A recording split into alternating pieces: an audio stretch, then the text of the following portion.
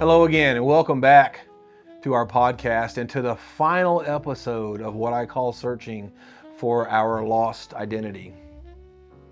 If you haven't watched the first few episodes, I would really encourage you to go and look at those and look them up because it'll all kind of come to fruition here in this particular one. But I left off last time when I was going to attempt to explain what worship is. So let's get to it.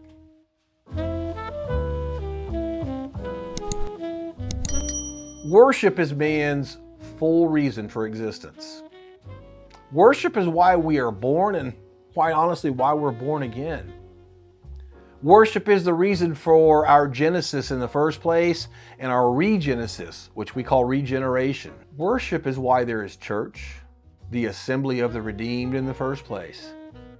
Every Christian church in every country across the world in every generation exists to worship God first, not second. Not tacking worship at the end of a service as an afterthought, but rather to worship God primarily with everything else coming in second place at best. Worshiping God is our first call. John Keats wrote of a tongueless nightingale in the Eve of St. Agnes. And here's what he wrote. I'm going to quote this.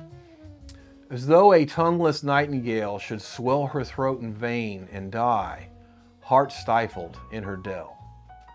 I've often thought that this great figure of speech was a beautiful thing. The tongueless nightingale died of suffocation because it had so much song in it that it couldn't get it all out. We're the other way around, aren't we? We have such a tremendous tongue and such little use for it. We have a harp like no other creature in God's universe, but we play it so infrequently and so poorly. There was once a saint of a man who was dying, and somebody asked him what he was doing. And without hesitation, he simply said, "I'm just doing what I've been doing for 40 years and expect to be doing throughout eternity." And the person with him asked, "Well, what's that? What are you doing?" Here's the man's answer: worshiping God. As far as that man was concerned, dying was secondary, almost like an item on his to-do list. His occupation was worshiping God above and before all other things. He had been worshiping God for 40 years, and facing death didn't change one thing. When he felt his thoughts getting low, he was still worshiping God. He died, and they buried his body somewhere, but he's still worshiping God in that coveted place we call the presence of God.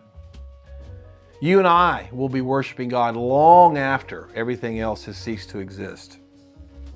For my part, I want to worship God in my own private life so fully and satisfyingly to the end so that I don't have to cram for that final exam. I can nearly stop breathing with quietness and say, I worship Him, I am still worshiping Him, and I expect to worship Him for all eternity.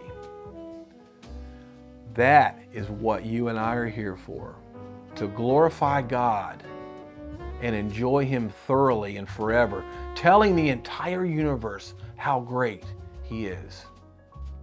I want to close out this podcast with a prayer for all of us. Would you pray this prayer with me? O God of the universe, the God who created all things that are and created them for His pleasure, I humbly acknowledge You as my Creator. Restore to me the joy of Your salvation. Restore the harp within that has been broken. Restring the harp in order that I might sing Your praises throughout the universe and to all the angels populating Your heavens. In Jesus' name, amen. Thank you once again for joining us. Have a blessed and wonderful day.